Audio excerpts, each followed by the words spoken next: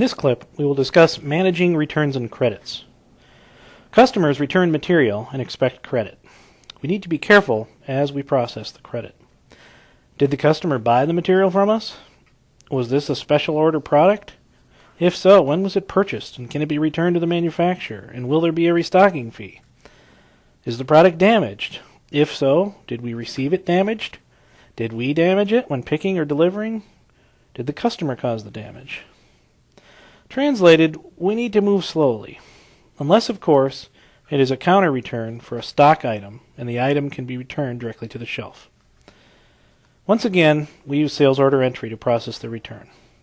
As described in other video clips, we must identify the customer, the required date, and the ordered by.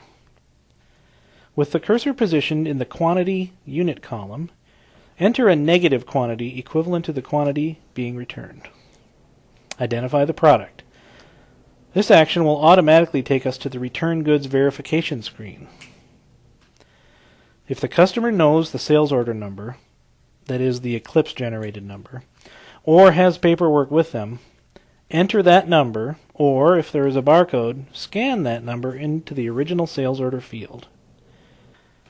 Depress the F10 key in the return quantity type field.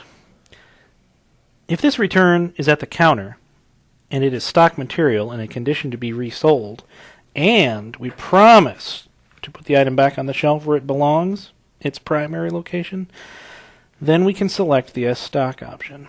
In all other scenarios, the return quantity type should remain set to R for review. Depress F10 for a display of the reason code. Select the one that best applies to this return. We might want to select customer ordered wrong, for example.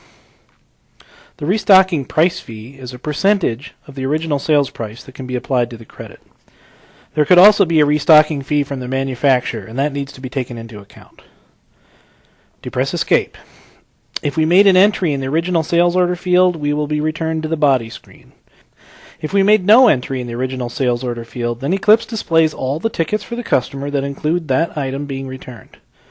As requested by the message, select the ticket that we are crediting and depress Escape. And if no tickets are displayed, then the customer did not buy the material from us. The selected line item is correctly priced and now has two comments associated with it. One references the sales order number, and the other the customer PO number. Make a note of that customer PO number. When we escape here, we will be taken to the header screen. We will be required to enter the customer PO number. If the original number is correct, enter it. Otherwise, use the new number requested by the customer. Next, escape to the status screen. If this is a return to the counter, and as promised, we are putting the material back on the shelf, we can then issue credit by changing the order status from call when available to invoice, I.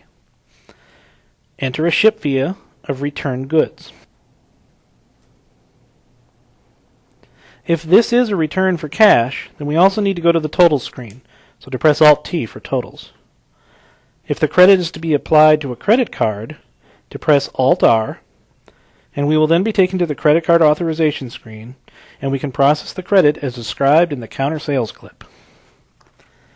Credits for cash sales and sales by check will be satisfied at the discretion of our branch manager, and may be processed at the corporate level as well. For all other returns, make sure the order status remains call when available or call when complete. Finally, depress Alt-P to print, and depress Alt-P a second time. 2 copies of a returned goods acknowledgement will print. Take these 2 copies to our warehouse manager, who will, if necessary, pick up the return, inspect it, and determine whether it should be put back in stock or returned to the manufacturer. These processes are described in another clip.